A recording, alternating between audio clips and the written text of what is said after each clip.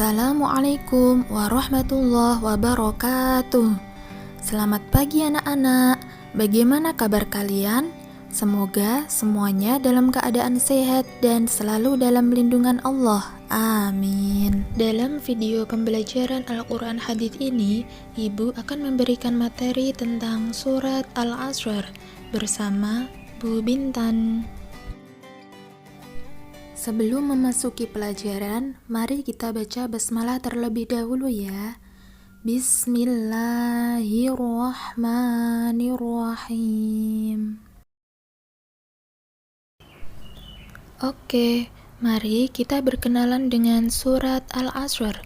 Surat Al-Asr masuk urutan surat ke-103 di dalam Al-Quran. Nah, surat ini diturunkan sesudah surat Al-Insyirah.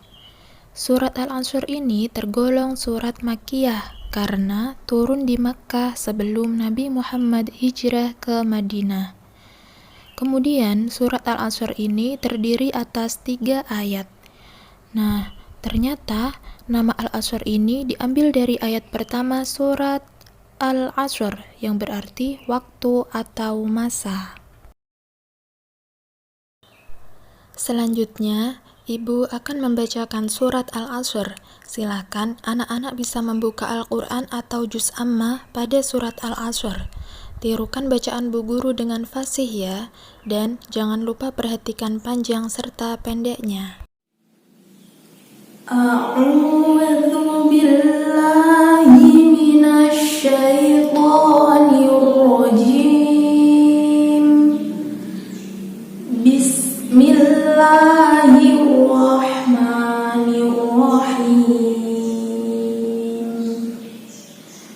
Wal 'ashr innal insana lafi khusr illal ladzina amanu wa 'amilus shalihat wa tawasaw bil haqqi wa tawasaw bis sabr. Anak-anak, itulah bacaan atau lafaz dari surat Al-Asr. Sekarang, mari kita menerjemahkan surat Al-Asr. Bismillahirrahmanirrahim. Wal 'ashr, demi masa. Innal insana lafi khusr, sungguh manusia berada dalam kerugian. Illal ladzina amanu wa 'amilus sholihati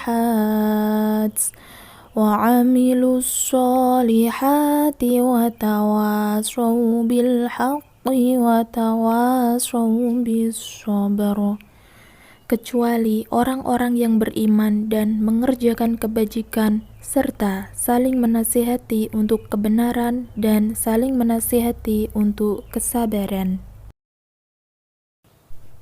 Selanjutnya, kita akan belajar apa saja sih kandungan dari surat Al-Asr ini. Dari surat Al-Asr ini dapat kita pahami bahwa Allah bersumpah atas nama waktu. Berarti waktu itu sangat penting bagi kehidupan kita, karena kita tidak bisa lepas dari waktu. Waktu dari pagi sampai malam, kita akan selalu melakukan aktivitas sehari-hari. Maka dari itu, manusia pasti menggunakan waktunya. Islam menganjurkan manusia untuk memanfaatkan waktunya dengan sebaik-baiknya, agar tidak termasuk orang yang merugi.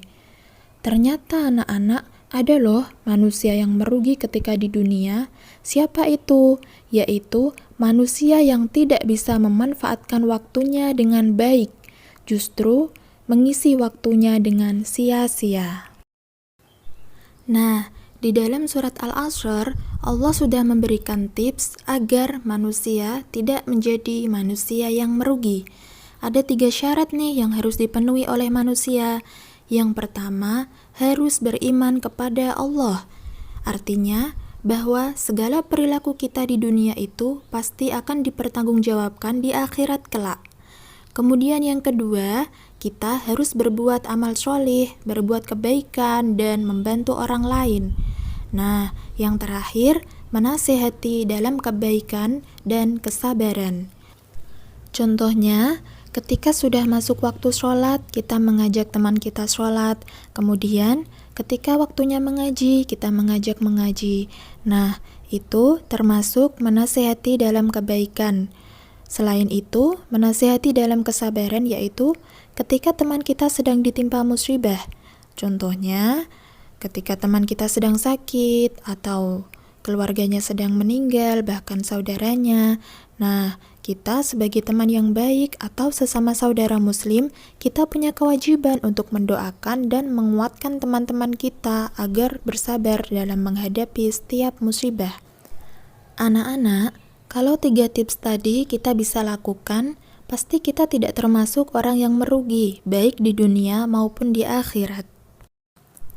Oke, cukup di sini materi yang Ibu sampaikan. Semoga dapat bermanfaat. Dan yang paling penting, berusaha diamalkan dalam kehidupan sehari-hari ya. Semoga kita semua tidak termasuk orang yang merugi. Amin. Wassalamualaikum warahmatullahi wabarakatuh.